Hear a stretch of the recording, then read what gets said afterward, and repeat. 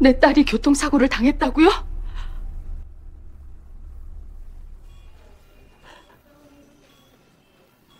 딸아. 따르릉. 핸드폰 소리에 눈을 떴습니다. 새벽 4시 32분. 아직 어둠이 깔린 시간이었어요. 누가 이 시간에? 화면을 보는 순간 심장이 멎는 것 같았습니다. 서울대학교 병원 응급실. 손이 떨렸어요. 통화 버튼을 눌렀습니다. 여보세요? 이지우 보호자분이십니까? 낯선 남자 목소리였습니다. 네네. 제가 엄마인데요. 지금 바로 응급실로 오셔야겠습니다.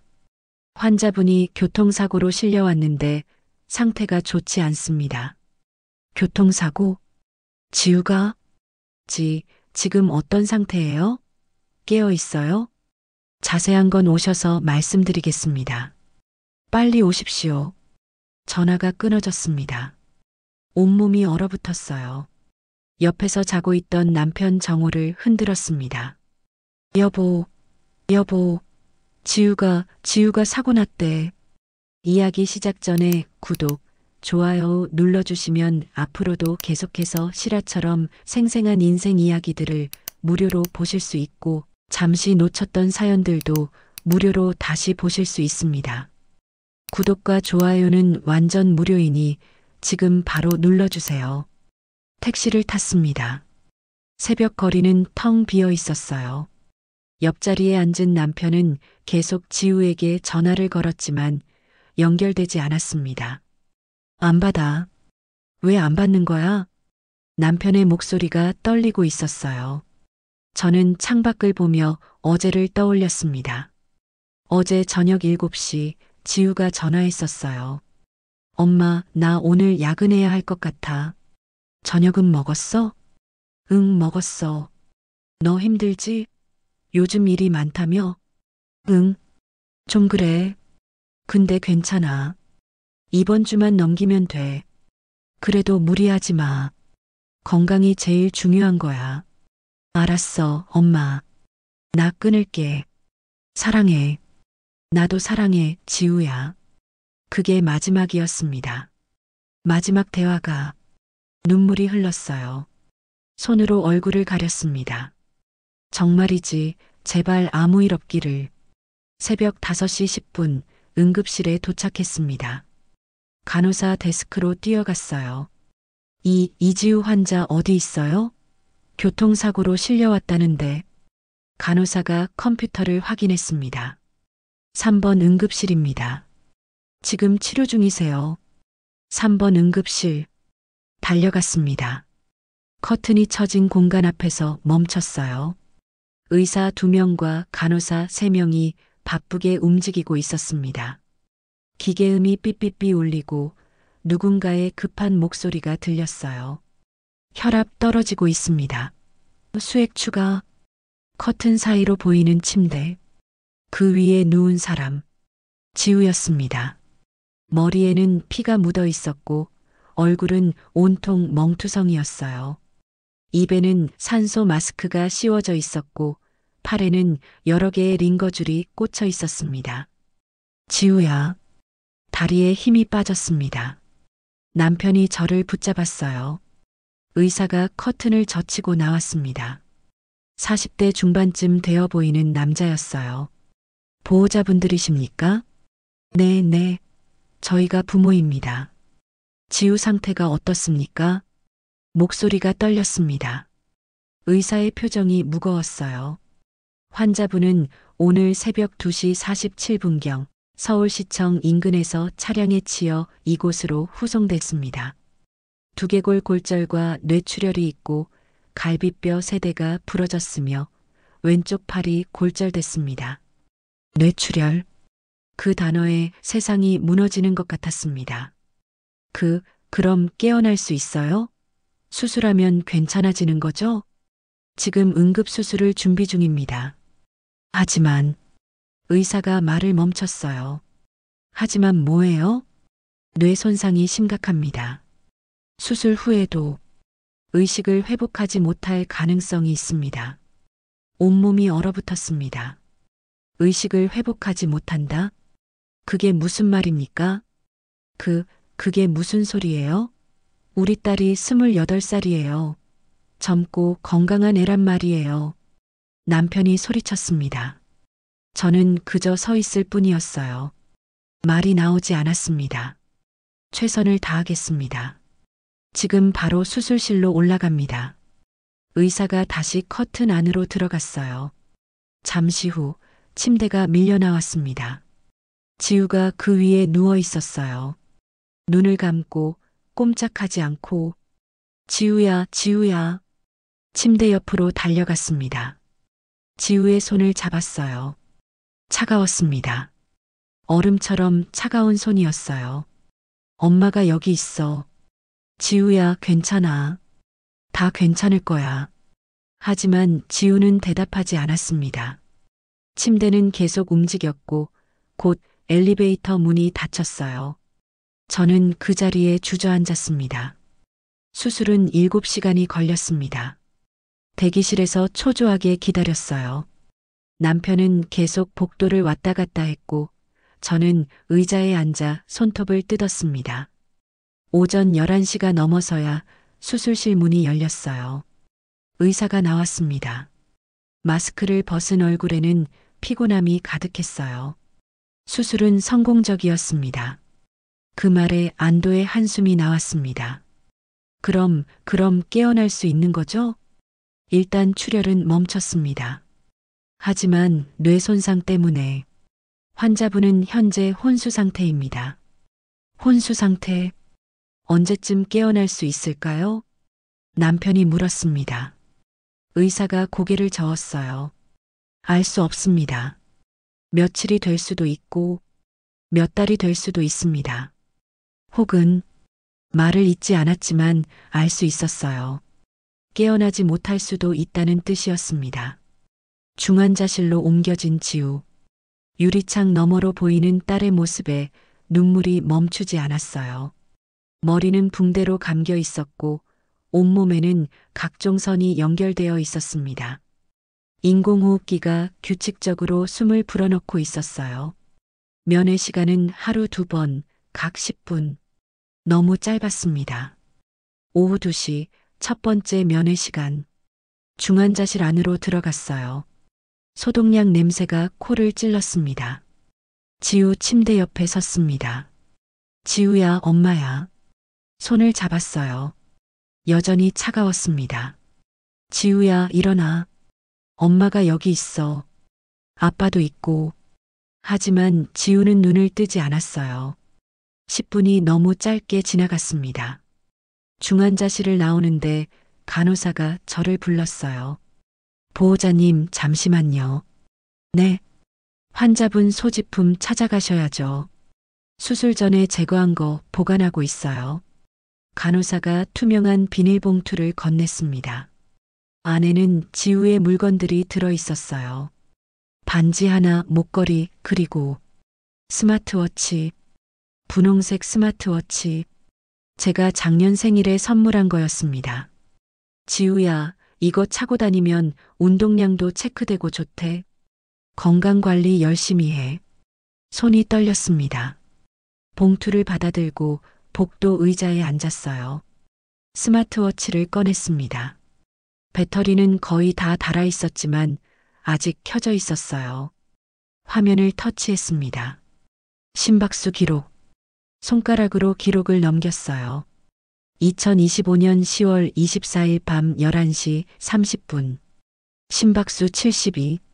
밤 11시 45분. 심박수 70. 새벽 12시. 심박수 68. 퇴근 후 집으로 오는 중이었을 거예요.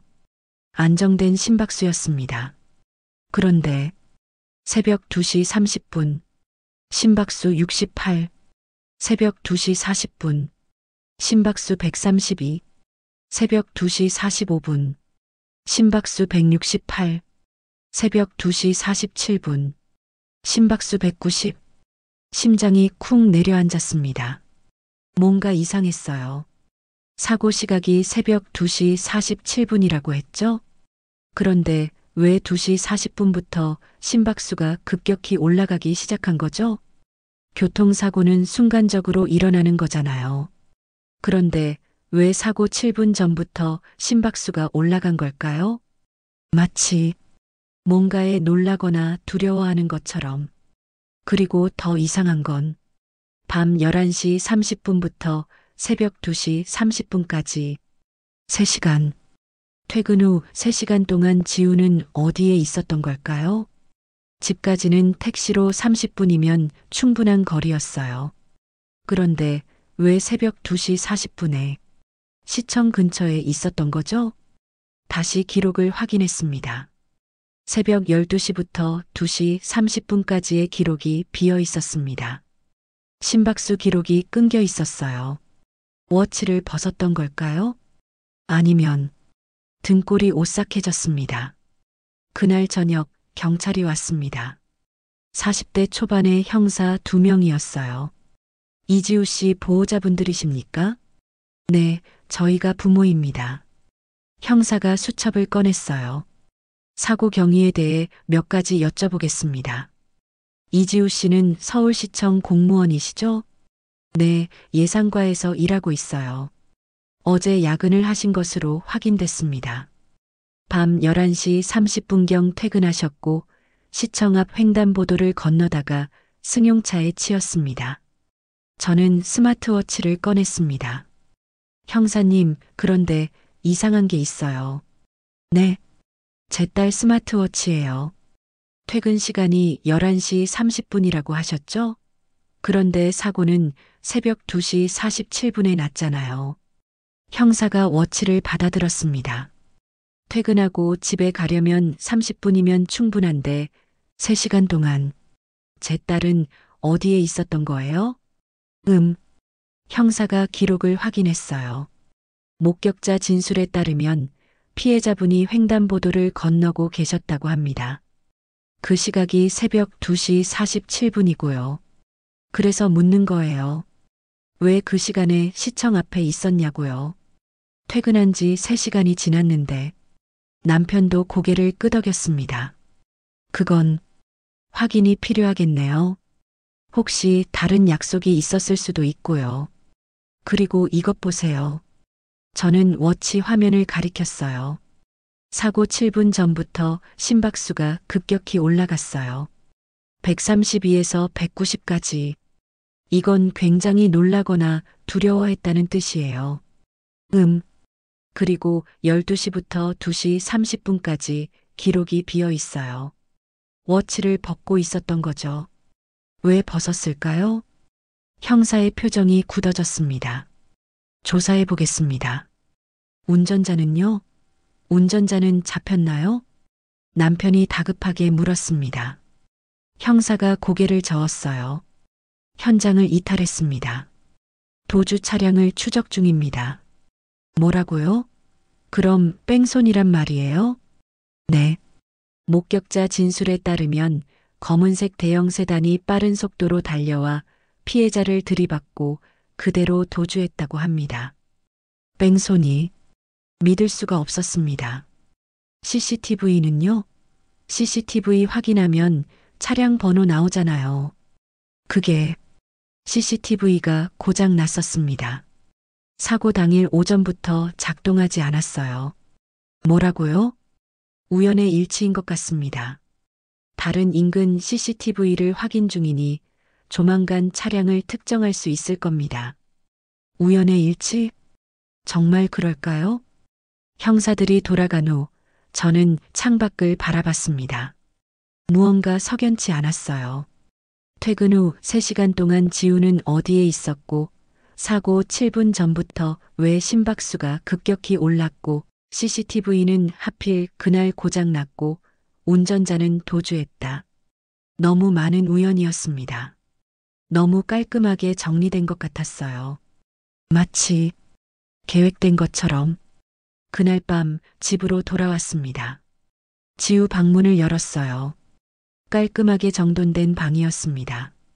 책상 위에는 노트북과 서류 파일이 놓여 있었어요. 책상에 앉았습니다. 서류 파일을 열어봤어요.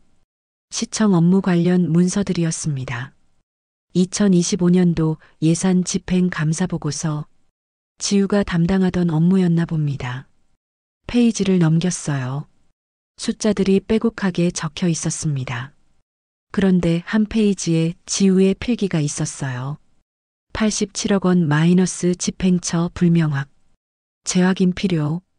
빨간색 형광펜으로 밑줄이 그어져 있었습니다. 87억 원? 다음 장에는 더 자세한 메모가 있었어요. 도시개발과 예산 박태준 의원실 관련 증거 더 필요. 10월 23일 밤 확인 예정. 10월 23일 밤. 그게 바로 어제였습니다. 사고가 난 날. 손이 떨렸어요. 박태준. 그 이름을 어디선가 들어본 것 같았습니다. 뉴스에서 본 것 같은데. 핸드폰을 꺼내 검색했어요. 박태준 국회의원 후보. 기사가 쏟아졌습니다. 박태준 전 시의원, 차기 총선 출마 선언. 박태준, 여당 공천 확실시. 당선 유력. 서울시의원 출신으로 다음 달 총선에 출마하는 인물이었습니다. 그리고 지우의 메모에 그의 이름이 있었어요. 박태준 의원실 관련 10월 23일 밤 확인 예정.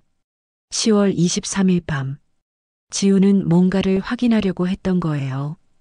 그리고 그날 밤 3시간 동안 사라졌다가 새벽 2시 47분에 사고를 당했습니다. 우연일까요? 저는 노트북을 켰습니다. 비밀번호는 지우 생일이었어요. 로그인했습니다. 파일들을 뒤적였어요. 그런데 이상한 점을 발견했습니다. 최근 파일이 모두 삭제되어 있었습니다. 휴지통도 비어 있었어요. 누군가 지운 걸까요?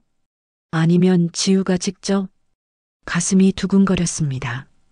다음 날 아침 다시 병원으로 갔습니다. 중환자실 면회 시간. 지우는 여전히 눈을 뜨지 않았어요. 저는 딸의 손을 잡고 속삭였습니다.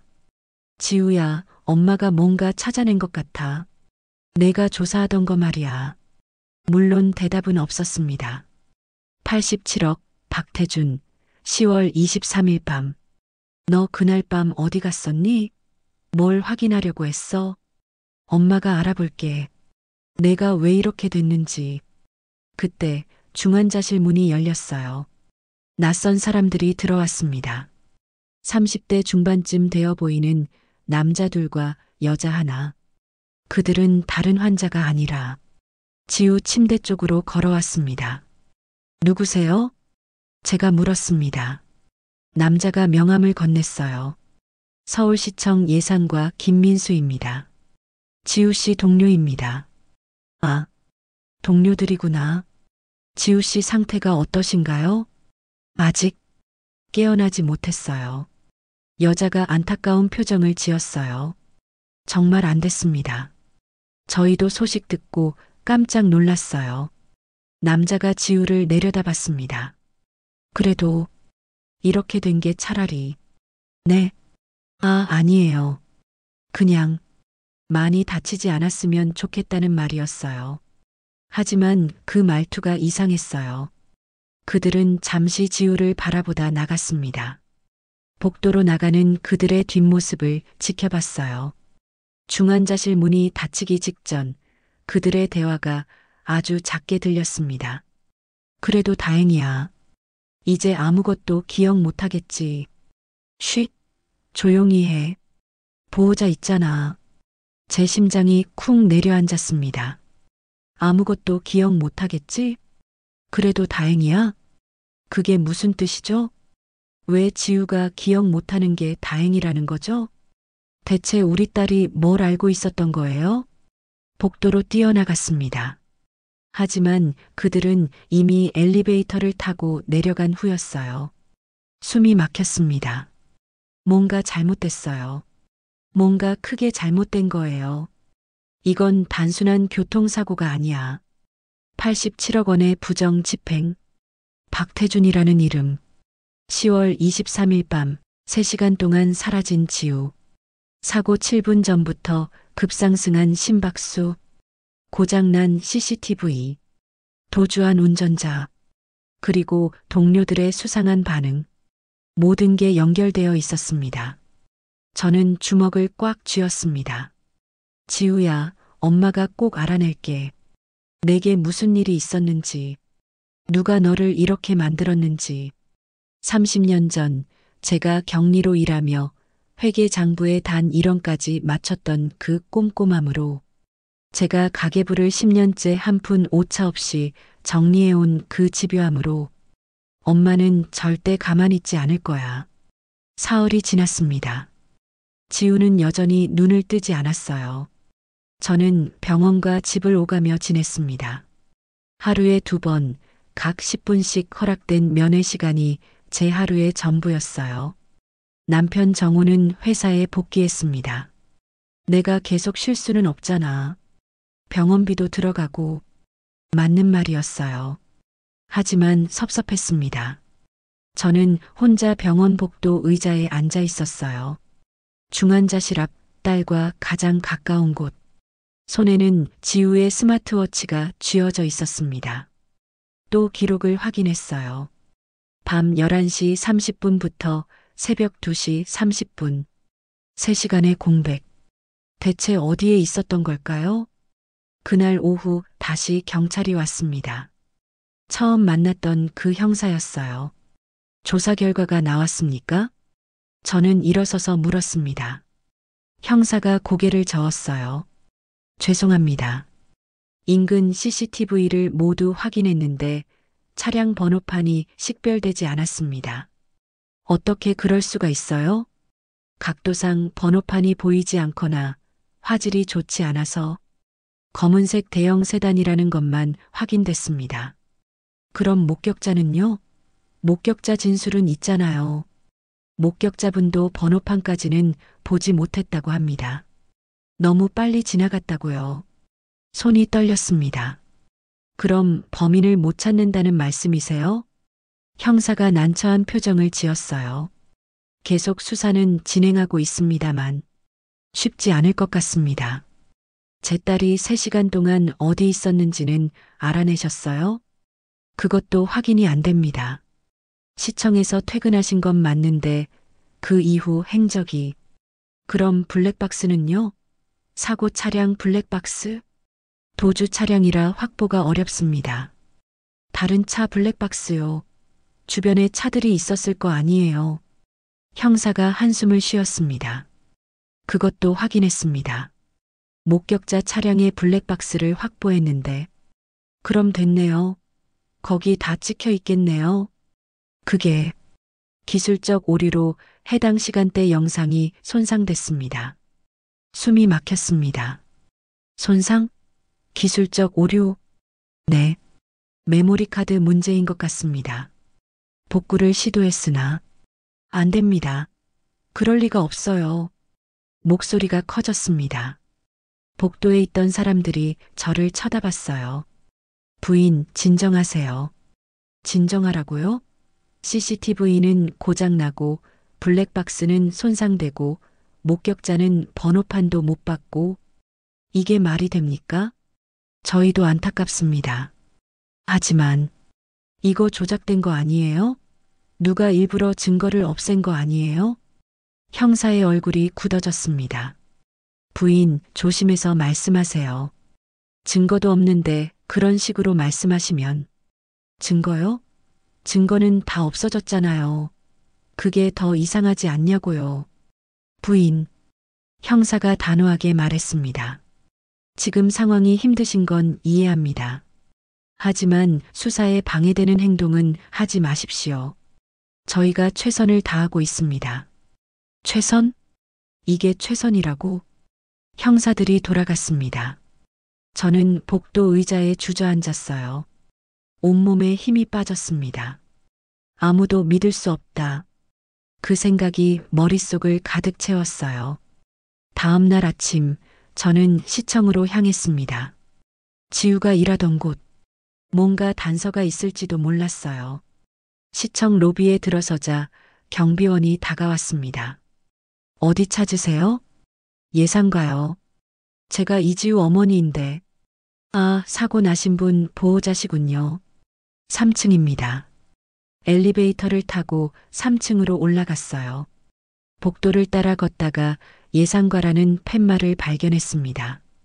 문을 열고 들어갔어요. 사무실은 조용했습니다. 직원들이 각자 책상에서 일하고 있었어요. 실례합니다. 누구 찾으세요? 한 여직원이 물었습니다. 저, 이지우 어머니인데요. 과장님 좀 뵐 수 있을까요? 여직원의 얼굴이 굳어졌어요. 아, 잠시만 기다리세요. 그녀가 안쪽으로 들어갔습니다. 사무실을 둘러봤어요. 직원들이 저를 힐끗힐끗 쳐다보고 있었습니다. 어색한 시선들이었어요. 잠시 후 50대 남자가 나왔습니다. 과장 박성우입니다. 이쪽으로 오시죠. 작은 회의실로 안내됐어요. 문이 닫히자 과장이 말했습니다. 지우 씨 일 정말 안타깝습니다. 상태는 어떠십니까? 아직 혼수 상태예요. 그렇군요. 과장님, 제가 여쭤볼 게 있어서 왔어요. 네, 말씀하세요. 지우가 사고 당일 야근했다고 들었는데 몇 시까지 일했나요? 11시 반쯤 퇴근했습니다. 같이 야근한 직원들이 있나요? 그날은 지우 씨 혼자였습니다. 혼자요? 네. 예산 감사 보고서 마감이 임박해서 자진해서 남았다고 들었어요. 예산 감사 보고서 지우 방에서 봤던 그 서류 87억 원 마이너스 집행처 불명확. 과장님, 제 딸이 담당하던 업무가 정확히 뭐였나요? 예산 집행 내역 감사였습니다. 각 부서의 예산 사용이 적절했는지 확인하는 업무죠. 혹시 이상한 점을 발견하진 않았나요? 제 딸이요. 과장의 표정이 미묘하게 변했어요. 이상한 점이요? 네. 예를 들어 예산이 제대로 집행되지 않았다거나 그런 건 없었습니다. 너무 빨리 대답했어요. 준비된 대답 같았습니다. 정말요? 제 딸 방에서 서류를 봤는데 87억 원에 대한 메모가 있었거든요.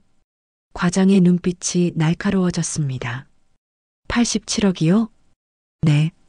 집행처 불명확, 재확인 필요라고 써 있었어요. 아, 그건 아마 단순 실수였을 겁니다. 확인해 보니 다 정상이었어요. 정말요? 네. 지우 씨가 착각한 거였습니다. 착각? 30년 경력 격리였던 제가 봐도 지우의 필체는 확신에 차 있었어요. 재확인 필요 마이너스, 그건 단순 착각이 아니었습니다. 과장님, 박태준이라는 분 아세요? 순간 과장의 얼굴이 굳어졌어요. 왜 그분을 아십니까? 제 딸 메모에 있었거든요. 87억과 관련해서요. 부인. 과장이 의자를 당겼습니다. 앞으로 바짝 다가왔어요. 조심해서 말씀하세요. 박태준 의원은 예민한 분입니다. 예민하다니 무슨 뜻이죠? 그냥 함부로 언급하지 않는 게 좋다는 겁니다. 공기가 차갑게 가라앉았어요. 제 충고입니다. 짧은 간호에만 집중하세요. 괜한 일에 휘말리지 마시고요. 괜한 일이요? 네. 제 딸은 단순 교통사고를 당한 겁니다. 그 이상도 이하도 아니에요. 단순 교통사고. 모두가 같은 말을 했습니다. 경찰도, 형사도, 이제 과장까지. 이만 가보시죠. 할 일이 많아서요. 과장이 일어났습니다. 저도 일어섰어요. 회의실 문이 열리고 복도로 나왔습니다. 사무실을 지나가는데 한 직원이 눈으로 신호를 보냈어요. 젊은 여직원이었습니다. 그녀가 작게 입모양을 했어요. 화장실, 1층 화장실로 내려갔습니다.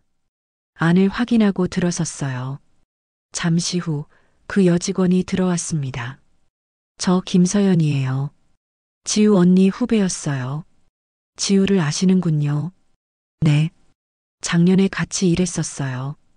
서연이 주변을 살피더니 작게 속삭였습니다. 언니, 사고 당하기 일주일 전부터 이상했어요. 이상했다니요? 계속 긴장한 표정이었어요. 그리고 자꾸 뒤를 돌아봤어요.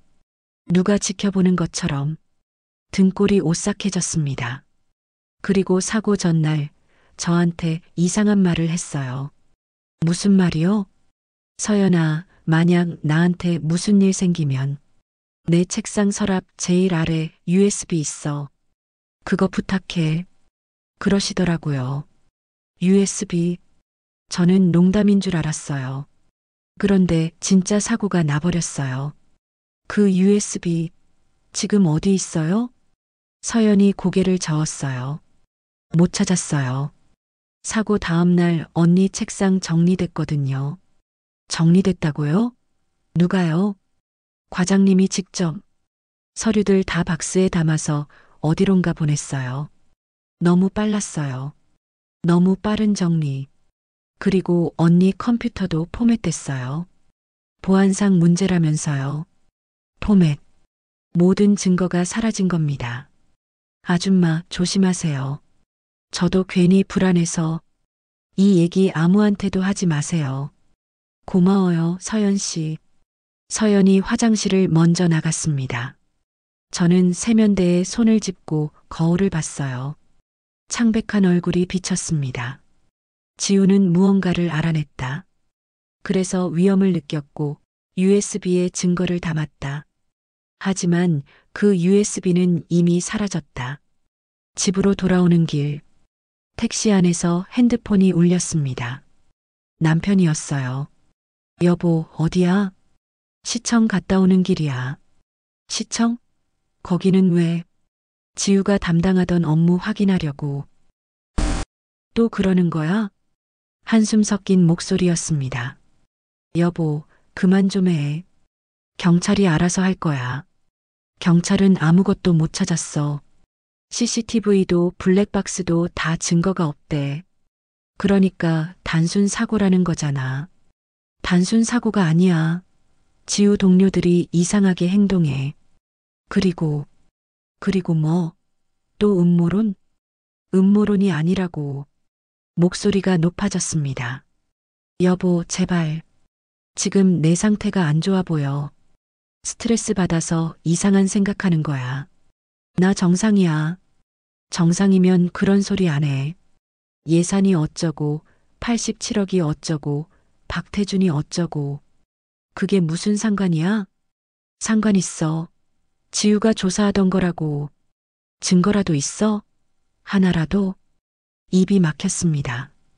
증거는 없었어요. USB는 사라졌고, 컴퓨터는 포맷됐고, 서류는 다 치워졌습니다. 없잖아. 여보, 그냥 딸 가누나 해. 괜한 일에 휘말리지 말고. 괜한 일. 남편도 과장과 똑같은 말을 했어요. 시댁에서도 걱정하시더라.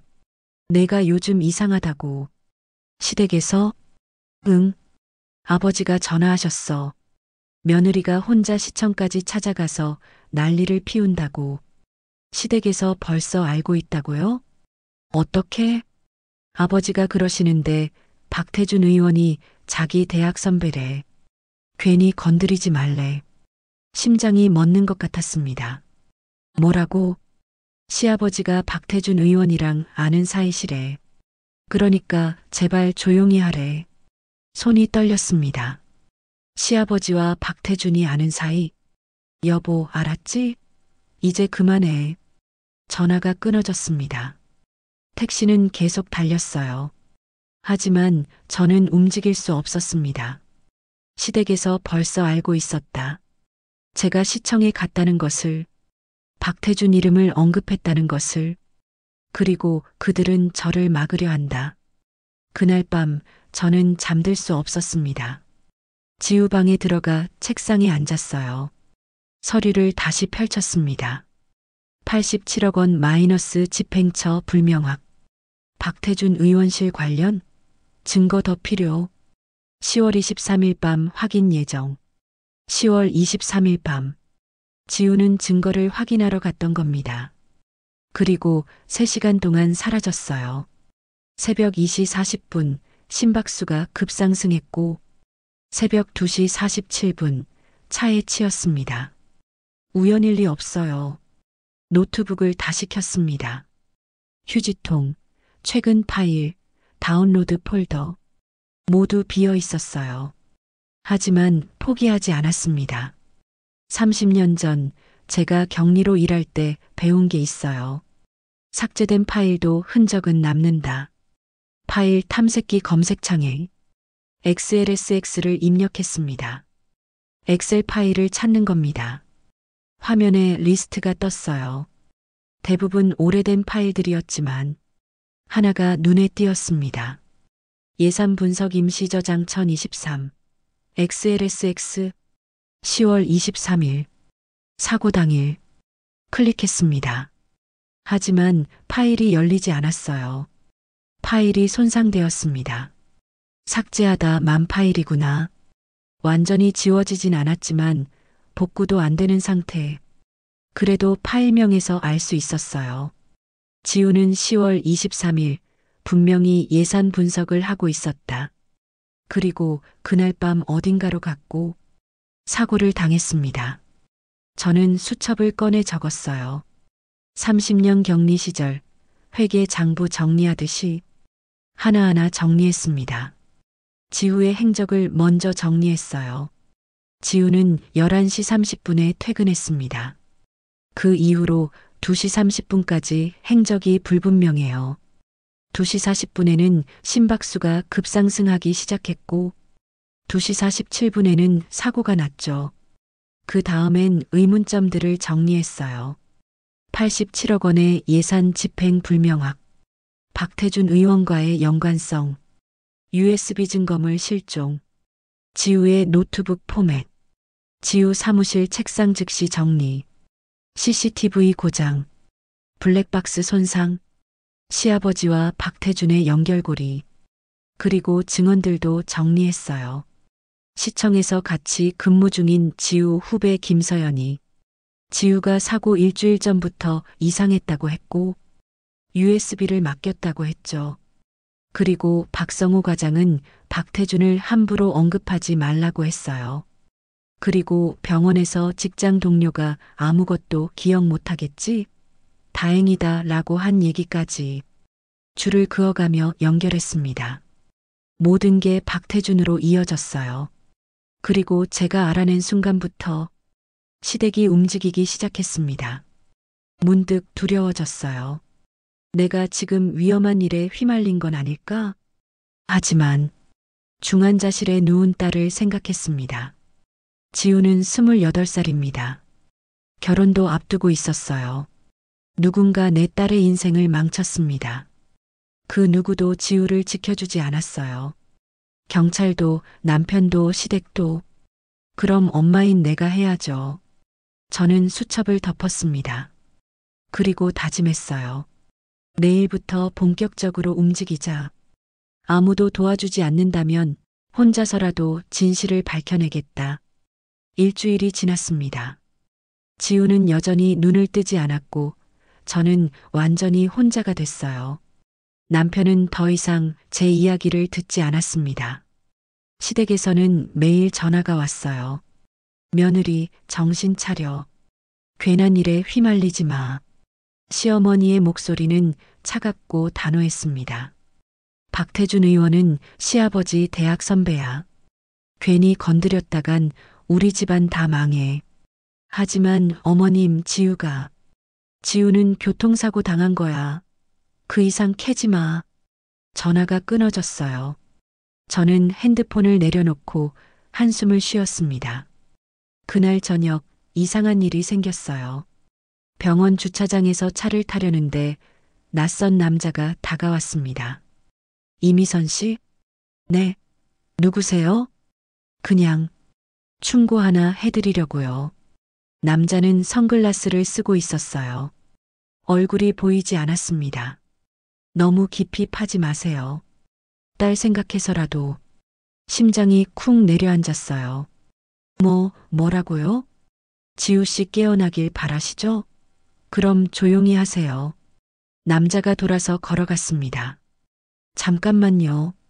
뛰어갔지만 남자는 이미 검은색 세단에 올라탔어요. 차가 빠르게 빠져나갔습니다. 번호판을 보려 했지만 뿌옇게 가려져 있었어요. 손이 떨렸습니다. 저를 미행하고 있구나. 감시당하고 있어. 집으로 돌아오는 내내 뒤를 계속 돌아봤습니다. 다음 날 저는 박태준에 대해 조사하기 시작했어요. 인터넷에 그의 이름을 검색했습니다. 기사들이 쏟아졌어요. 박태준, 차기 총선 출마. 당선 유력 박태준 의원, 도시개발 공로 인정받아 박태준 캠프, 지역구 장악. 대권 후보감 부상. 화려한 경력이었습니다. 서울시의원 3선, 예산결산위원장, 도시개발 전문가. 그리고 기사 사진 속 그의 옆에는 낯익은 얼굴이 있었어요. 제 시아버지였습니다. 박태준 후보, 이재욱 전 시의원과 함께. 이재욱, 우리 시아버지 이름이었어요. 사진 속에서 두 사람은 어깨동무를 하고 웃고 있었습니다. 손이 떨렸어요. 시댁이 왜 그렇게 막았는지 이제 알겠어요. 핸드폰이 울렸습니다. 모르는 번호였어요. 받지 않았습니다. 하지만 계속 울렸어요.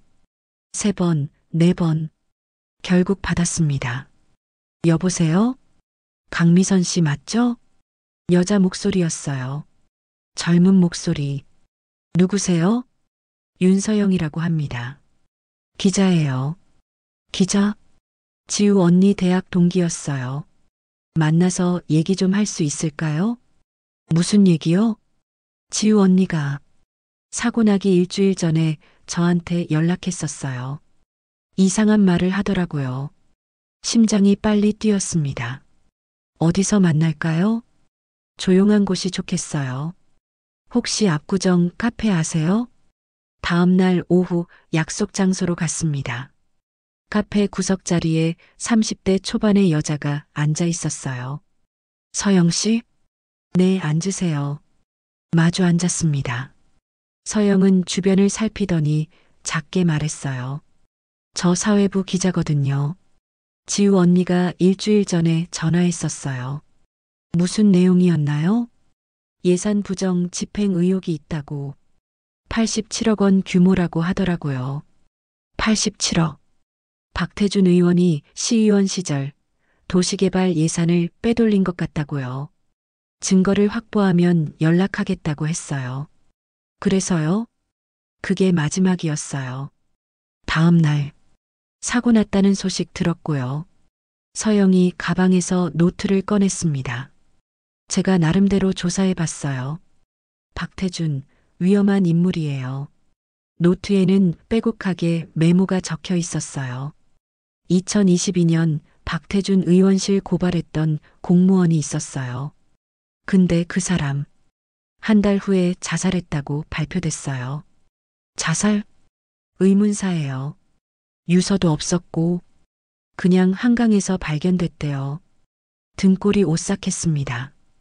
2023년에도 비슷한 일이 있었어요. 예산 감사하던 직원이 갑자기 사직했어요. 소문에는 협박받았다고. 그럼 지우도. 네. 비슷한 패턴이에요. 서영이 핸드폰을 꺼냈어요. 이거 보세요. 화면에는 뉴스 기사가 떠 있었습니다. 박태준 의원, 도시개발 공로로 표창. 2022년 재개발 사업 성공적 마무리. 그 재개발 사업에 87억이 들어갔어요. 근데 실제 집행 내역이 불명확하대요. 서류상으로만 존재하는 거죠. 그럼 그 돈은 누군가 빼돌렸을 가능성이 높아요. 그리고 지우 언니가 그걸 알아낸 거고요. 모든 게 연결됐습니다. 아줌마, 위험해요. 이 사람들 진짜 위험해요. 그래도 제 딸을 이렇게 만든 사람들이에요. 경찰은요? 경찰은 단순 사고라고만 해요. 증거가 없다고. 증거. 서영이 잠시 생각하더니 말했습니다. 지우 언니가 USB에 증거 담았다고 했어요. 혹시 찾으셨어요? 아니요. 이미 사라졌대요. 그럼 다른 방법을 찾아야 해요. 제가 도울게요. 정말요? 네. 저도 기자로서 이런 부정은 밝혀야 한다고 생각해요. 처음으로 제 편이 생긴 것 같았습니다. 하지만 바로 그때였어요. 카페 밖에 검은색 세단이 멈춰 섰습니다. 어제 주차장에서 봤던 그 차, 서영도 눈치챘어요. 나갔어요. 뒷문으로. 두 사람은 황급히 카페를 빠져나왔습니다. 골목길로 뛰었어요. 뒤에서 차 문 닫히는 소리가 들렸습니다. 빨리요. 서영이 제 손을 잡고 뛰었어요. 택시를 잡아타고 가까스로 벗어났습니다. 차 안에서 서영이 말했어요. 아줌마, 진짜 위험해요. 이제 혼자 움직이지 마세요. 알겠어요. 제 번호 저장하세요. 뭐든 연락 주세요. 명함을 받았습니다. 윤서영 -중앙일보 사회부 기자. 집으로 돌아오는 내내 심장이 두근거렸어요. 이제 정말 시작됐구나. 돌아갈 수 없는 강을 건넜어. 하지만 후회하지 않았습니다. 중환자실에 누워있는 딸을 생각했어요. 지우야, 엄마가 반드시 진실을 밝혀낼게. 혼자가 아니야. 이제 서영 씨가 있어. 우리 함께 싸울 거야. 사흘 후 서영에게서 연락이 왔습니다.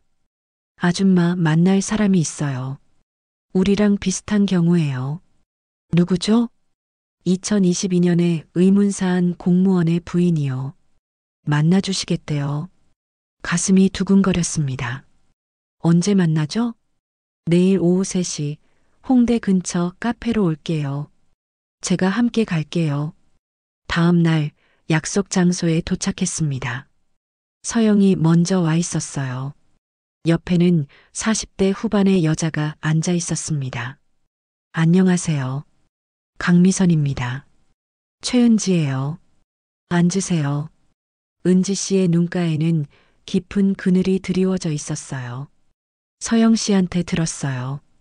따님이 사고 당하셨다고. 네. 아직 혼수 상태예요. 제 남편도 비슷했어요. 2022년 10월에 한강에서 발견됐죠. 은지 씨가 핸드폰을 꺼내 사진을 보여줬습니다. 남자가 웃고 있는 사진이었어요. 정우진. 제 남편이었어요. 시청 감사관이었죠. 감사관. 네. 박태준이 시의원 시절 예산 감사를 담당했어요. 그리고 이상한 걸 발견했대요. 87억 원? 은지 씨가 놀란 표정을 지었어요. 어떻게 아세요? 제 딸도 같은 걸 조사하고 있었어요. 그럼 은지 씨의 눈에 눈물이 고였습니다. 우리 남편 자살 아니에요. 절대. 경찰은요? 자살이래요. 증거 없다고. CCTV도 없고 목격자도 없고 똑같은 패턴이었습니다. 사고 일주일 전부터 남편이 이상했어요. 계속 전화 오고 누가 따라다닌다고 했어요. 지우도 그랬다고 했죠. 후배 서연이 그랬어요. 그리고 마지막 날 남편이 말했어요. USB에 증거 담았어. 뭔가 생기면 경찰에 맡겨라고. USB요? 네. 근데 남편 사망 후에 집이 털렸어요. USB도 없어졌고요. 손이 떨렸습니다. 지우의 USB도 사라졌어요. 은지 씨도 지우도 똑같이 당한 겁니다. 서영이 끼어들었어요. 제가 조사한 바로는 한 명 더 있어요. 더요? 2023년 여름 시청 공무원이 갑자기 사직했어요. 박태준 의원실 예산 담당이었대요. 지금 어디 있나요? 부산으로 내려갔대요. 연락처는 알아냈어요. 서영이 메모지를 꺼냈습니다. 김현수, 33살. 전화는 안 받더라고요. 직접 가야 할 것 같아요. 제가 가겠어요. 위험해요. 괜찮아요. 그 사람 만나야 해요. 은지 씨가 제 손을 잡았습니다. 미선 씨, 조심하세요. 이 사람들 진짜 무서워요. 알아요. 하지만 포기 못해요. 저도 도울게요. 우리 남편 죽음 이대로 묻을 수 없어요. 처음으로 동지가 생긴 기분이었어요. 세 명이 손을 마주 잡았습니다. 그날 밤 집에 돌아오니 남편이 기다리고 있었어요. 어디 갔다 왔어? 그냥 병원. 거짓말 하지 마. 시아버지가 전화하셨어. 내가 또 이상한 사람들 만났다고.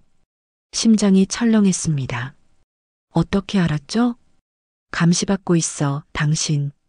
제발 정신 차려. 감시? 누가? 몰라. 근데 시아버지가 경고하셨어.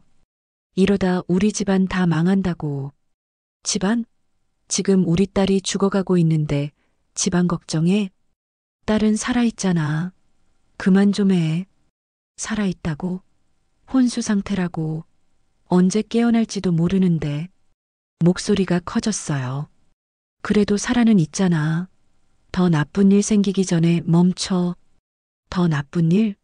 그게 뭔데? 남편이 입술을 깨물었어요. 몰라. 그냥 제발 그만해. 남편은 방으로 들어가 버렸습니다. 저는 거실에 홀로 남았어요. 핸드폰을 봤습니다. 서영에게서 문자가 와 있었어요. 아줌마, 내일 부산 가요. 같이 갈래요? 망설임 없이 답장했습니다. 네, 갈게요. 다음 날 새벽 남편 몰래 집을 나왔습니다. 서울역에서 서영을 만났어요. 준비됐어요? 네. KTX를 탔습니다. 부산까지 2시간 반. 창밖 풍경이 빠르게 지나갔어요. 서영이 말했습니다. 김현수 씨, 전화는 안 받더라고요. 주소는 알아냈어요. 집으로 찾아가야 할 것 같아요. 겁먹었나 봐요. 당연하죠. 박태준한테 뭔가 당했을 거예요. 증언해 줄까요? 모르죠. 근데 시도는 해봐야죠. 부산역에 도착했습니다. 택시를 타고 주소지로 향했어요. 해운대 근처 오래된 빌라였습니다. 3층으로 올라갔어요. 초인종을 눌렀습니다. 반응이 없었어요. 다시 눌렀습니다. 누구세요? 남자 목소리였어요. 경계하는 톤이었습니다. 김현수 씨 맞으세요? 저 기자 윤서영이고요. 박태준 의원건으로. 찰칵 문이 열렸습니다. 30대 초반 남자가 서 있었어요. 수척한 얼굴이었습니다. 들어오세요. 좁은 원룸이었어요. 짐도 별로 없었습니다. 현수 씨가 말했습니다. 어떻게 저를 찾으셨어요? 제 딸이 이지우예요. 시청 공무원이었고 지금 혼수 상태예요. 현수 씨의 얼굴이 굳어졌습니다. 이지우. 들어봤어요. 사고 났다고. 사고 아니에요. 제 딸도 당신처럼 87억 원 예산 의혹 조사했어요. 현수 씨가 고개를 떨구었습니다. 저 도망쳤어요. 겁이 나서. 무슨 일이 있었나요? 2023년 여름이었어요. 예산 감사하다가 이상한 점 발견했죠. 87억 원이 서류상으로만 존재했어요. 박태준 의원 관련? 네. 도시재개발 명목으로 예산 배정됐는데 실제 집행처가 없었어요. 페이퍼 컴퍼니더라고요. 페이퍼 컴퍼니? 유령 회사요. 실체 없는 회사에 돈이 들어간 거죠. 결국 누군가 주머니에 넣었다는 거예요. 서영이 노트에 받아 적었어요. 그걸 보고하려 했어요. 근데 그날 밤 집에 전화 왔어요. 현수 씨의 손이 떨렸습니다. 조용히 하지 않으면 가족이 다친다. 제 여동생 이름까지 아는 거예요. 학교 이름도. 그래서요? 다음 날 사직서 냈어요. 그리고 부산으로 도망쳤죠. 증거는요? 다 없앴어요. USB도 버렸고 파일도 지웠어요. 제발 저 좀 내버려 두세요. 현수 씨, 제 딸은 혼수 상태예요. 깨어날지도 모릅니다. 2022년엔 사람이 죽었어요. 알아요. 정우진 감사관. 저도 알아요. 그래서 더 무서운 거예요. 현수 씨가 소리쳤습니다. 이 사람들 진짜 죽여요. 정말로. 그래도 증언해 주셨으면. 안 돼요. 전 못해요. 나가주세요. 현수 씨가 문을 열었어요. 제발 그냥 가세요. 어쩔 수 없었습니다. 밖으로 나왔어요. 계단을 내려가는데 서영이 말했습니다. 예상했어요. 너무 겁먹었어요. 이제 어떡하죠? 다른 방법을 찾아야죠. 빌라 밖으로 나왔습니다. 그때 뒤에서 문 열리는 소리가 들렸어요. 잠깐만요. 현수 씨가 뛰어내려왔습니다. 숨을 헐떡이며 말했어요. 계좌번호는 알아요. 네. 87억이 들어간 페이퍼 컴퍼니 계좌요. 제가 기억해요. 적어드릴게요. 현수 씨가 메모지에 휘갈겨 적었습니다. 이게 전부예요. 이거라도 도움이 됐으면 좋겠어요. 고마워요. 그리고 조심하세요. 정말로. 현수 씨는 다시 빌라 안으로 들어갔습니다. 서영이 메모지를 봤어요. 계좌번호. 이걸로 추적할 수 있어요. 정말요? 네. 제 후배가 금융 쪽 기자예요. 부탁해 볼게요. 처음으로 희망이 보였습니다. 작은 실마리였지만 이제 시작이었어요. 부산에서 돌아온 후 서영은 금융 쪽 기자 후배에게 계좌를 추적했습니다. 사흘 후 결과가 나왔어요. 카페에서 서영을 만났습니다. 아줌마 대박이에요. 서영이 흥분한 목소리로 말했습니다. 계좌 주인 페이퍼 컴퍼니 맞아요. 다온종합개발이라는 회사인데 실체가 없어요. 그럼 87억이 2022년 10월에 입금됐어요. 그리고 일주일 만에 전부 인출됐고요. 어디로요? 여러 개인 계좌로 쪼개졌어요. 추적이 어렵게 만든 거죠. 서영이 노트북을 돌려 보여줬습니다. 화면에 계좌 이체 내역이 떠 있었어요. 근데 여기 봐요. 최종 수혜자 중 한 명. 화면을 가리켰습니다. 이재욱. 심장이 멎는 것 같았어요. 이건 시아버님 아니에요? 손이 떨렸습니다. 15억 원. 시아버지 계좌로 15억 원이 들어가 있었습니다. 2022년 11월 3일 입금. 출처는 다온종합개발이에요. 머리가 어지러웠어요. 시아버지가 87억 중 15억을 받았다고? 그리고 더 있어요. 서영이 다른 화면을 보여줬습니다. 박태준 의원 캠프 명단이에요. 여기 봐요. 선거대책본부 고문 마이너스 이재욱. 숨이 막혔습니다. 시아버지가 박태준의 선거 고문이었어요. 이제 이해가 되죠? 시댁에서 왜 그렇게 막았는지. 온몸이 얼어붙었어요. 시댁은 처음부터 알고 있었다. 87억 비리에 연루되어 있었다. 그래서 저를 막은 거였다. 아줌마, 이거 기사 써도 될까요? 네. 이 정도면 특종이에요. 박태준 의원 낙선시킬 수 있어요. 기사를. 망설여졌어요. 시아버지가 기사에 나간다는 건 우리 가족이 무너진다는 뜻이었습니다. 하지만 지우를 생각했어요. 혼수 상태에 빠진 딸. 써주세요. 진실을 밝혀야 해요. 알겠어요. 내일 아침 일면에 나갈 거예요. 그날 밤 집에 돌아왔습니다. 남편이 소파에 앉아 있었어요. 여보, 제가 불렀습니다. 남편이 고개를 돌렸어요. 표정이 이상했습니다. 시아버지한테 전화 왔어. 네. 당신 부산 다녀왔다며? 김현수 만났다고? 심장이 쿵 내려앉았습니다.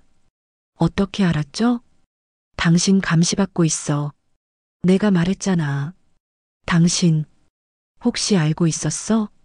뭘? 시아버지가 박태준이랑 한패라는 거, 87억 비리에 연루됐다는 거. 남편의 얼굴이 굳어졌어요. 그 표정으로 알 수 있었습니다. 알고 있었구나. 대답해봐요. 알고 있었어? 알고 있었어. 세상이 무너지는 것 같았습니다. 언제부터? 처음부터 아버지가 말씀하셨어. 절대 내가 알아서는 안 된다고. 그래서 날 막은 거야? 지우가 혼수 상태인데? 지우 때문이야. 더 깊이 파면 우리 가족 다 망해. 가족? 지금 가족 얘기해? 소리쳤습니다. 87억 중에 15억이 시아버지 계좌로 들어갔어. 당신 아버지가 비리에 연루된 거야. 남편이 벌떡 일어났습니다. 그래, 알아. 근데 어쩔 수 없었어.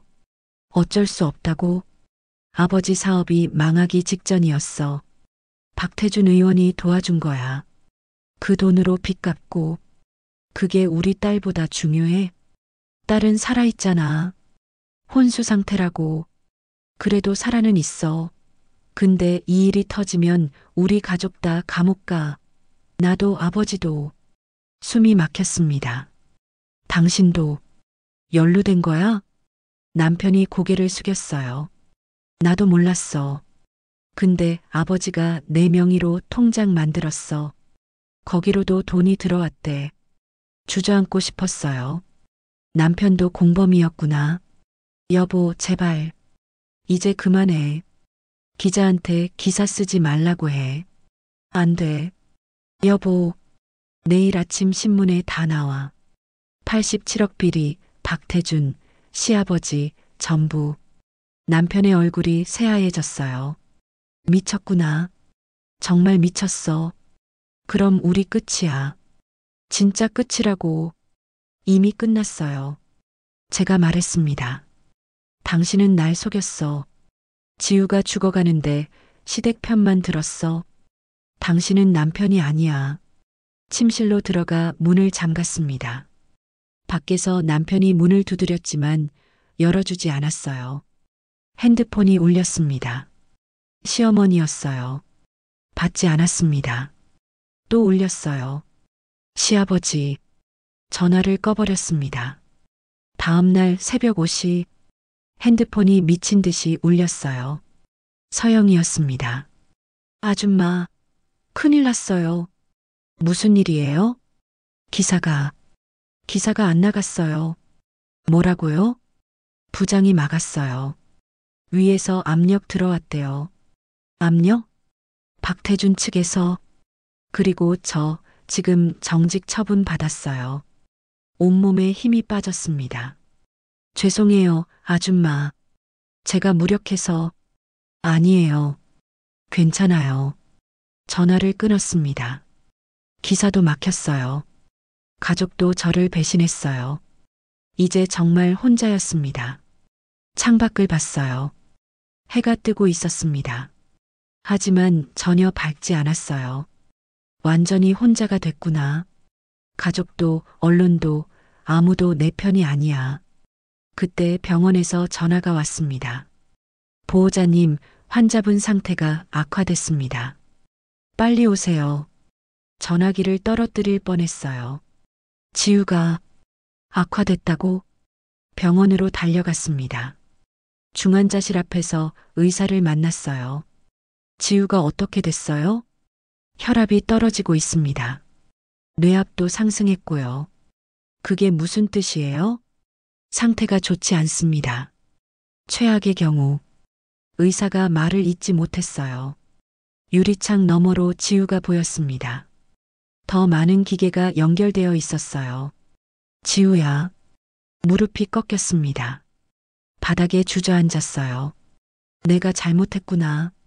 진실을 밝히려다가 지우를 더 위험하게 만든 거야. 눈물이 쏟아졌습니다. 복도에 혼자 앉아 울었어요. 모든 게 무너졌습니다. 가족도 희망도 전부. 이제 어떻게 해야 하죠? 지우야, 미안해. 엄마가 잘못했어. 중환자실 앞복도. 저는 차가운 벤치에 앉아 있었습니다. 지우의 상태는 여전히 위중했어요. 의사는 48시간이 고비라고 했습니다. 핸드폰은 꺼놓았어요. 시댁에서 계속 전화가 왔지만 받고 싶지 않았습니다. 내가 잘못했구나. 진실을 파헤치려다가 지우를 더 위험하게 만들었어. 눈물이 말랐어요. 더 이상 울 기운도 없었습니다. 그날 오후 낯선 남자가 다가왔습니다. 30대 초반쯤 되어 보였어요. 정장을 입고 있었지만 얼굴은 수척했습니다. 강미선 씨 맞으시죠? 누구세요? 남자는 주변을 살피더니 작게 말했어요. 저 최민호라고 합니다. 박태준 의원실 보좌관이에요. 심장이 쿵 내려앉았습니다. 박태준의 사람?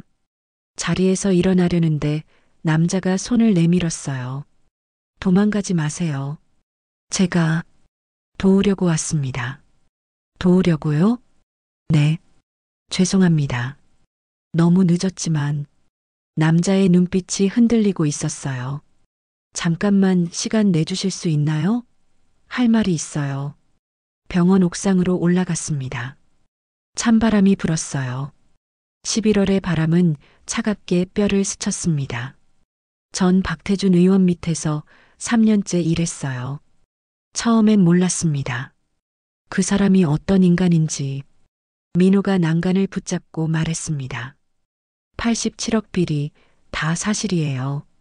제가 서류 작업했거든요. 그럼 왜? 겁났어요. 제 가족도 있고 저도 연루됐으니까. 민호가 주머니에서 USB를 꺼냈습니다. 근데 이지우 씨 사고 소식 듣고 더 이상 못 참겠더라고요. 이게 뭐예요? 증거예요. 87억이 어떻게 빼돌려졌는지, 누구한테 갔는지 다 들어있어요. 손이 떨렸습니다. 그리고 이것도. 민호가 핸드폰을 꺼내 녹음 파일을 재생했습니다. 이지호? 그년 어떻게 됐어? 혼수 상태래요, 의원님. 잘 됐네. 깨어나지 못하게 해. 알았지? 박태준의 목소리였습니다. 온몸이 얼어붙었어요. 이 녹음은 사고 3일 후에 녹음된 거예요. 박태준이 직접 이지우 씨를 제거하라고 지시한 겁니다. 제거? 네. 사고도 우연이 아니었어요. 계획된 거였습니다. 다리에 힘이 풀렸어요. 난간을 붙잡았습니다. 지우를 일부러. 이지우 씨가 10월 23일 밤 박태준 의원 사무실에 잠입했어요. 사무실에? 네. CCTV에 찍혔어요. 밤 11시 50분부터 새벽 1시 30분까지. 그래서 3시간 동안 행적이 없었던 거구나. 거기서 서류를 촬영했어요. 근데 들켰어요. 경비가 발견했고 민호가 말을 멈췄습니다. 박태준이 직접 왔어요. 이지우 씨를 협박했죠. 입 다물지 않으면 가족이 다친다고. 심장이 터질 것 같았습니다. 이지우 씨는 겁에 질려서 도망쳤어요. 그리고 횡단보도를 건너는데 미리 대기하고 있던 차가 들이받았습니다. 계획적이었어요. 눈물이 쏟아졌어요. 우리 지우가 그런 일을. 죄송합니다. 제가 막았어야 했는데 전 그냥 보기만 했어요. 민호도 울고 있었습니다. 제 여동생이 있어요. 이지우 씨랑 나이가 같아요. 그래서 더 견딜 수가 없었어요. 이 USB 가지고 경찰 가세요. 그리고 검찰도. 제가 증언하겠습니다. 정말요? 네. 전 이미 사표 냈어요. 오늘부로. 박태준은 막강해요. 전 아마 보복당할 겁니다. 근데 괜찮아요. 민호가 제 손을 꼭 잡았습니다. 이지우 씨 꼭 깨어나길 바랍니다. 그리고 제발 이 악당들 다 잡아주세요. 민호는 옥상 문을 열고 사라졌어요. 저는 USB를 꼭 쥐고 서 있었습니다. 드디어 증거를 찾았다. 즉시 서영에게 연락했습니다. 1시간 후 병원 근처 카페에서 만났어요. 은지 씨도 함께 왔습니다. 이게 뭐예요? 서영이 USB를 받아들었습니다. 박태준 보좌관이 줬어요. 87억 빌이 증거 전부 들어있대요. 대박. 서영이 노트북에 USB를 꽂았습니다. 파일들이 떴어요. 엑셀 파일 20개, PDF 문서 50개, 녹음 파일 3개. 이거 진짜네요. 계좌 이체 내역, 페이퍼 컴퍼니, 서류, 전부 다. 은지 씨가 화면을 보더니 손으로 입을 막았어요. 여기 우리 남편 이름 있어요. 정우진 감사관, 2022년 10월 15일. 제거 대상 1순위라고 적혀 있어요. 은지 씨가 울기 시작했습니다. 우리 남편, 정말 살해당한 거였어요. 서영이 다른 파일을 열었어요.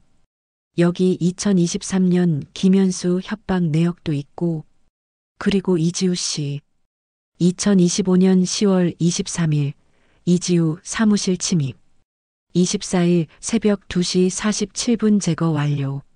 제거 완료. 그 단어를 보는 순간 온몸이 떨렸습니다. 아줌마, 이거 당장 경찰 가야 해요. 네, 가요. 지금 바로. 세 사람은 파일을 복사하고 경찰서로 향했습니다. 서울지방경찰청 형사과에 들어갔어요. 담당 형사를 만났습니다.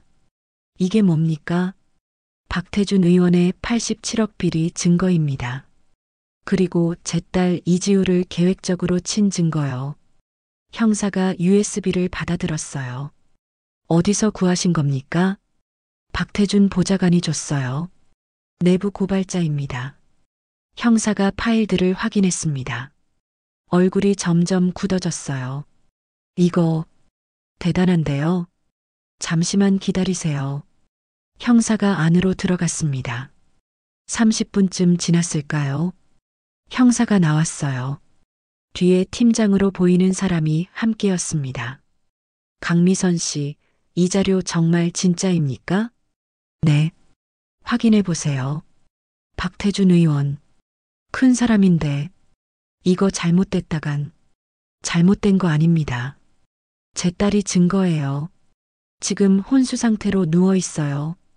팀장이 고개를 끄덕였습니다. 알겠습니다. 수사하겠습니다. 증인 보호도 요청하시고요. 고맙습니다. 경찰서를 나왔어요. 서영이 말했습니다. 이제 검찰도 가야 해요. 경찰만으론 부족해요. 네, 가요. 그날 저녁 서울중앙지검에도 같은 자료를 제출했습니다. 검사가 말했습니다. 내일부터 수사 들어가겠습니다. 박태준 의원 소환하겠습니다. 드디어 시작됐어요. 그날 밤 병원으로 돌아왔습니다. 지우 병실 앞에 섰어요. 유리창 너머로 딸이 보였습니다. 여전히 눈을 감고 있었어요. 하지만 심장 박동은 안정적이었습니다. 지우야, 엄마가 해냈어. 작게 속삭였습니다. 증거 찾았어. 이제 나쁜 사람들 다 잡을 수 있어. 그러니까 제발 일어나줘. 엄마 혼자 못해. 내가 일어나서 증언해줘야 해. 손을 유리창에 댔어요. 제발, 지우야. 그때 핸드폰이 울렸습니다. 남편이었어요. 받았습니다. 당신, 경찰 갔어? 네. 미쳤구나. 진짜 미쳤어. 아버지 내일 조사받으래. 나도. 당신 때문에 우리 가족 다 망했어. 원래 망한 가족이었어요.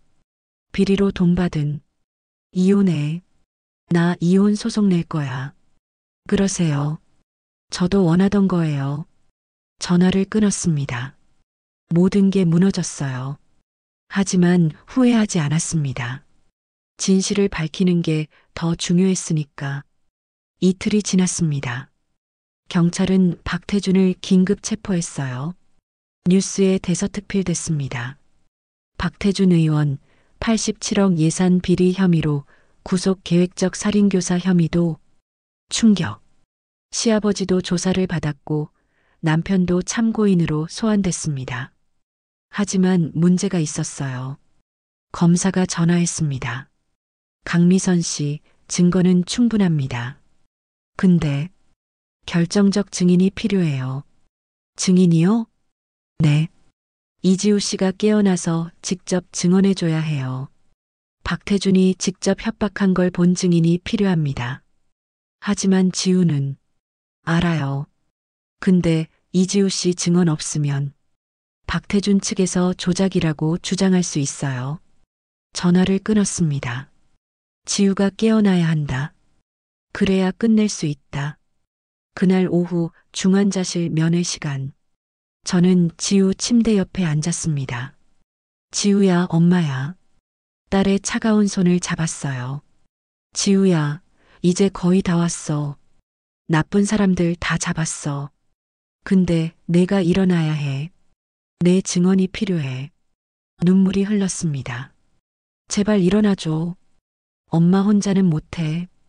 그때였습니다. 손가락이 움찔했어요. 지우야? 다시 봤습니다. 지우의 손가락이 미세하게 떨리고 있었어요. 간호사님, 간호사님, 소리쳤습니다. 간호사가 달려왔어요. 무슨 일이세요? 손가락이 움직였어요. 간호사가 확인했습니다. 의사 선생님 부르겠습니다. 의사가 왔어요. 여러 검사를 했습니다. 뇌 반응이 있습니다. 깨어날 조짐이에요. 정말요? 네. 곧 의식을 회복할 수 있을 것 같습니다. 희망이 보였어요. 다음 날 아침 병원에서 연락이 왔습니다. 보호자님, 빨리 오세요. 환자분이 깨어나고 있어요. 심장이 터질 듯 뛰었습니다. 택시를 타고 병원으로 달려갔어요. 중환자실 앞에 의사가 기다리고 있었습니다. 축하드립니다. 의식을 회복했습니다. 지금 볼 수 있나요? 네. 들어가세요.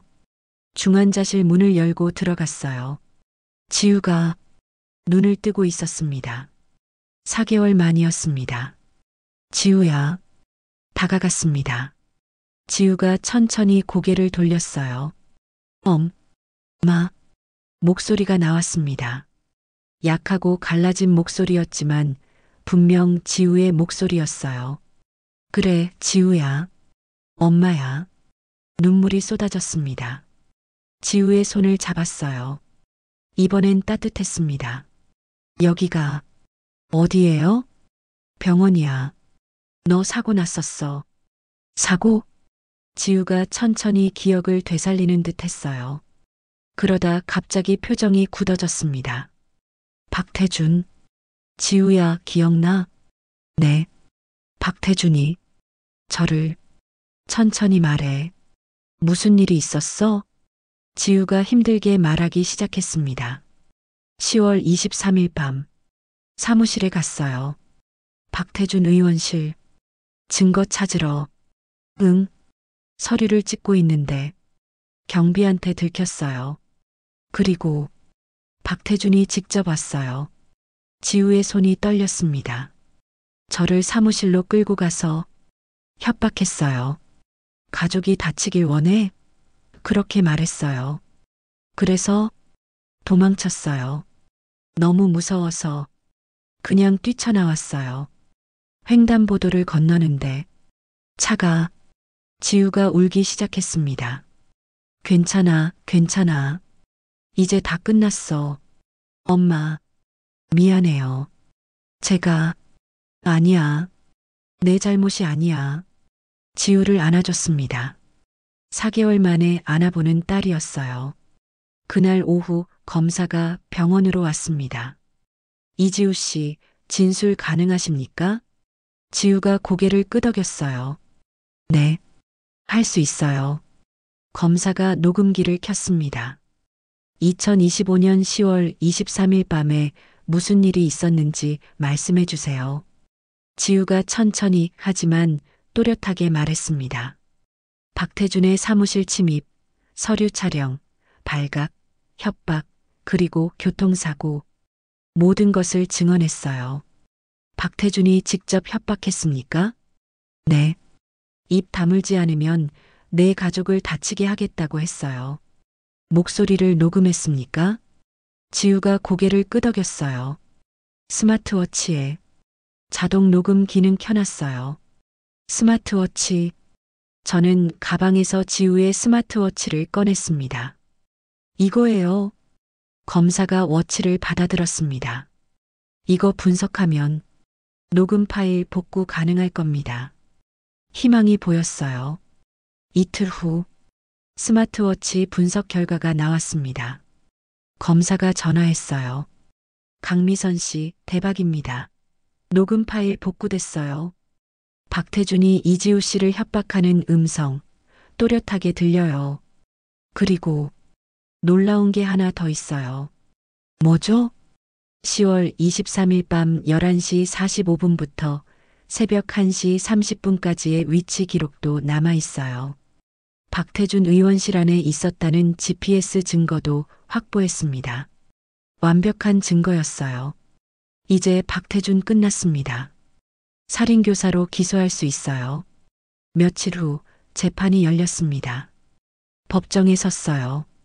지우는 휠체어를 타고 증인석에 앉았습니다. 판사가 물었습니다.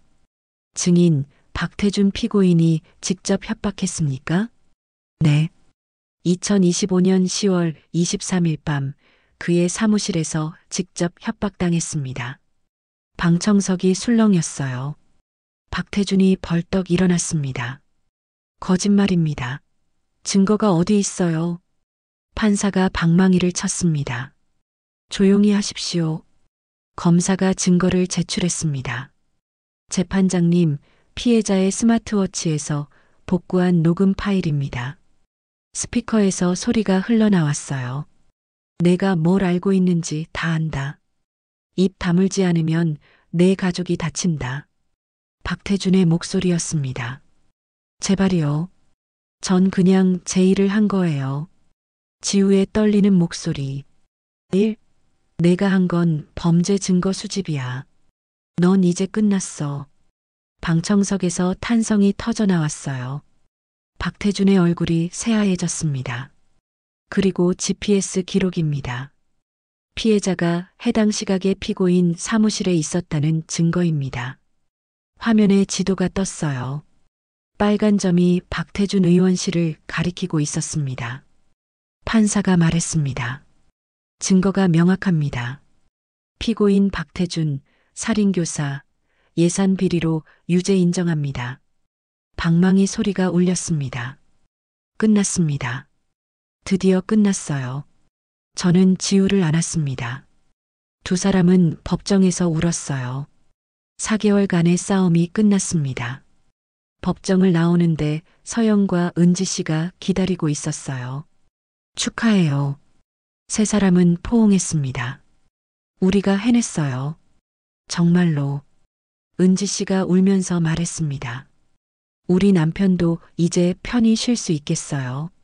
서영이 제 손을 잡았어요. 아줌마가 용감했어요. 정말로. 아니에요. 여러분이 도와줘서 가능했어요. 법원 계단을 내려갔습니다. 햇빛이 쏟아졌어요. 4개월 만에 보는 맑은 하늘이었습니다. 6개월이 지났습니다. 2026년 5월 법원은 최종 판결을 내렸어요. 박태준 마이너스 징역 15년 시아버지 이재욱 마이너스 징역 7년 남편 이정우 마이너스 집행유예 2년. 재판이 끝나고 법정을 나왔습니다. 옆에는 지우가 있었어요. 이제 휠체어 없이 걸을 수 있었습니다. 엄마, 끝났어요. 응, 끝났다. 두 사람은 법원 계단에 섰어요. 5월의 햇살이 따뜻했습니다. 최은지 씨가 다가왔습니다. 미선 씨, 오늘 저녁 어때요? 우리 셋이서 밥 먹을까요? 좋아요. 서영도 함께였어요. 전 다음 주에 복직해요. 아, 그리고 특종상 받았어요. 축하해요. 네 사람은 식당으로 향했습니다. 조용한 한식당이었어요. 밥을 먹으며 그동안의 일들을 이야기했습니다. 87억이 전부 환수됐대요. 피해자들한테 돌아간대요. 은지 씨가 말했습니다. 우리 남편도 이제 명예 회복됐어요. 자살이 아니라 살해당한 거로 인정받았고요. 다행이에요. 미선 씨는 앞으로 어떻게 할 거예요? 서영이 물었습니다. 저요? 잠시 생각했어요. 아직 잘 모르겠어요. 근데 한 가지는 확실해요. 뭔데요? 더 이상 누군가의 며느리로만 살지 않을 거예요. 저도 제 인생이 있으니까. 지우가 제 손을 잡았습니다. 엄마 멋있어. 고마워, 지우야. 저녁을 먹고 집으로 돌아왔습니다. 남편은 6개월 전에 이혼 소송을 냈었어요. 저도 동의했고요. 다음 달이면 정식으로 이혼이 성립됩니다. 28년의 결혼 생활이 끝나는 거예요. 슬프지 않았습니다. 오히려 후련했어요. 집은 작은 투룸으로 옮겼습니다. 지우와 단둘이 살기에 딱 좋았어요. 거실 소파에 앉아 창밖을 봤습니다. 핸드폰이 울렸어요. 모르는 번호였지만 받았습니다. 여보세요? 강미선 씨십니까? 저 여성인권센터 대표 장미애입니다. 아, 네. 뉴스로 사건 봤어요. 정말 대단하시더라고요. 감사합니다. 저희 센터에서 상담가를 모집 중인데요. 혹시 관심 있으세요? 상담가요? 네. 미선 씨 같은 경험이 있으신 분이 피해자들을 도우면 큰 힘이 될 것 같아서요. 잠시 생각했습니다. 상담가.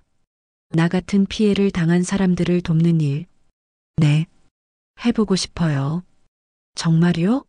좋아요. 다음 주에 한번 오세요. 자세히 설명드릴게요. 전화를 끊고 미소 지었어요.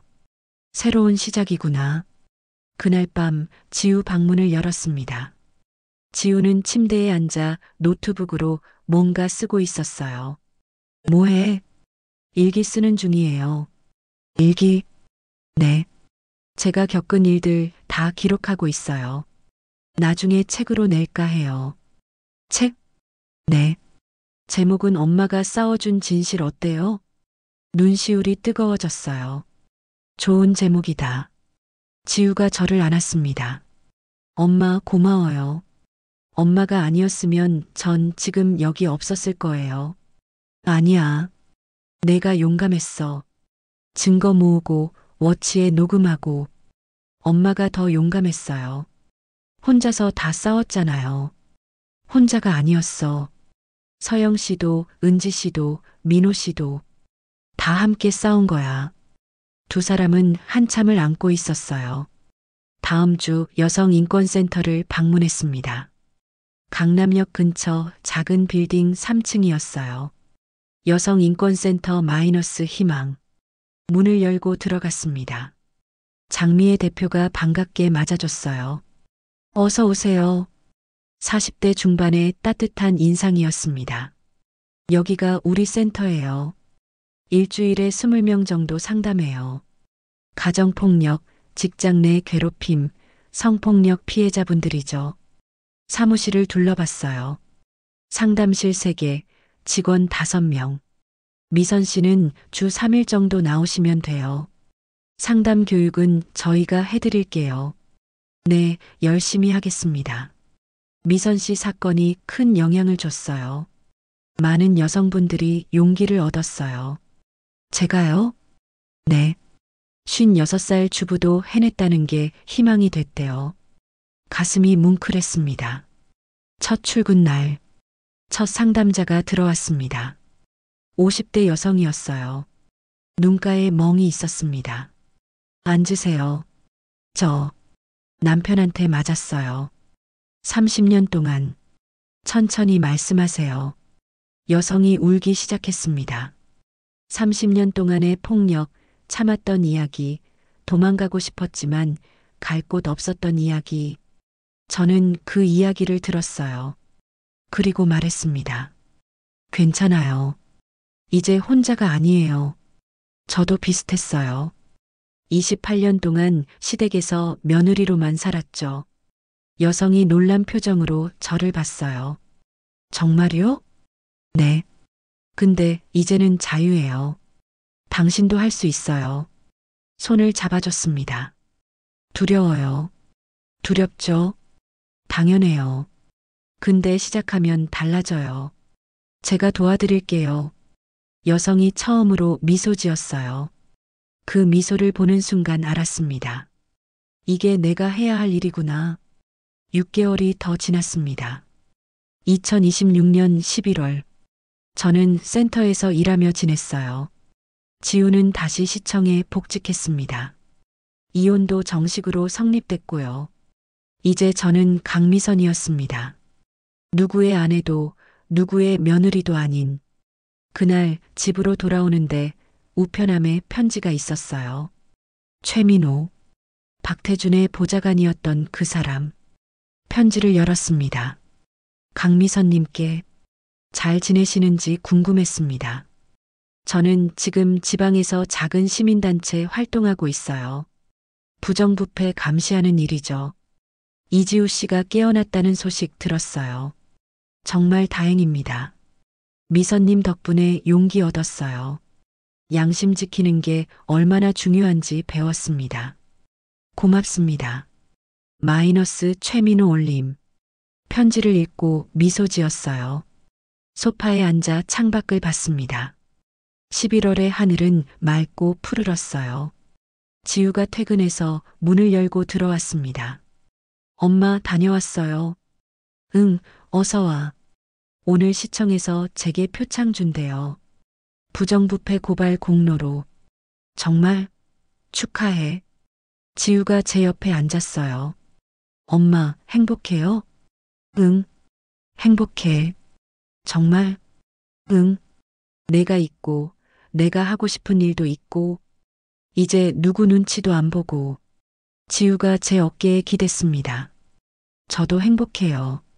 엄마 덕분에. 두 사람은 창밖을 바라봤어요. 연락이 왔습니다. 해가 지고 있었습니다. 노을이 하늘을 붉게 물들였어요. 56살. 늦은 나이일까요? 아니요. 이제 시작입니다. 저는 더 이상 누군가의 뒤에 숨은 사람이 아니에요. 당당히 제 이름으로 사는 강미선입니다. 그리고 이 싸움을 통해 배웠어요. 진실은 언젠가 밝혀진다는 것. 포기하지 않으면 이긴다는 것. 그리고 나이는 숫자일 뿐이라는 것.